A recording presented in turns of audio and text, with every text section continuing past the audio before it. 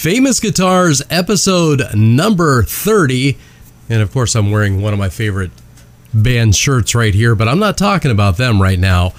What I am talking about is another one of my favorite guitar players. And you can tell by the albums that I'm holding up right now.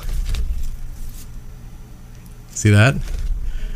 That I'm ready to talk about this guitar right here. And of course, I'm talking about Chet Atkins and his Gretsch 6120 electric guitar. Artist signature models are pretty routine today, but an added dose of respect and awe is owed to a few of those artists who originated legendary electric guitars not only by simply putting their names on them, but collaborating in the design efforts as well. In this respect, Chet Atkins is right up there toward the top, arguably exceeded only by Les Paul and the Gibson that bears his name. Now, Gretsch got an early foothold in rock and roll even before the term or the music was defined, and it did so with its solid body, actually semi-solid, dual jet of 1953, and its flash-colored siblings of 1954, the Silver Jet and the Jet Firebird, and the Cadillac Green Country Club model of the same year. But the New York-based guitar maker wanted a hip, young guitar star to rival Gibson star endorsee, so it wooed Atkins, then a Nashville ace. Gretsch originally sought Atkins' name to capitalize on its popularity in the country and western market, and the original 6120 Chet Atkins hollow body of 1954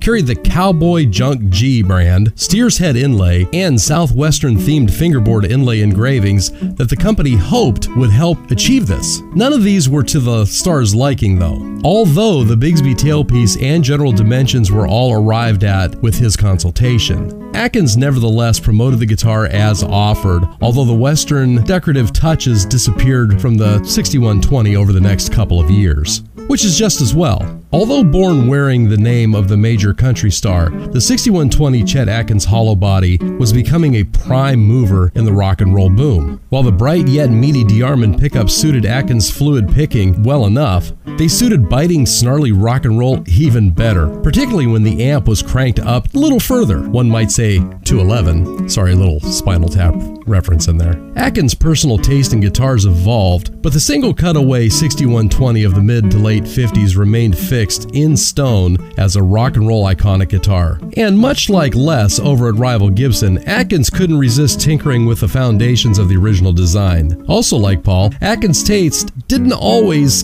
converge with those of the guitar buying public. He desired for a smoother, quieter pickup with less magnetic pull on the strings spawned by the Filtertron humbucker from the bench of tech inventor Ray Butts, and proved to be significant development. And while his suggestions of thinning the guitar's body, giving it twin cutaways, and eliminating the F-holes to help reduce feedback proved popular with many players, later conceptions such as the Super Chet of 1972 and the Chet Atkins Super Axe of 1977 with onboard effect circuitry were considered abominations to many guitarists, and certainly as odd as Les Paul's beloved low-impedance artist, personal, and recording models over Gibson. Regardless of what it and its namesake spawned down through the years, the original 6120 Chet Atkins hollow body lives on as a classic rock and roll and country guitar. And you can find this story and other guitars like it in the Guitars That Rock the World Ultimate Star Guitars Expanded Edition by Dave Hunter. And there you have it, your Famous Guitars episode number 30, Chet Atkins 6120 guitar. And please like, share, and follow for more Famous Guitars.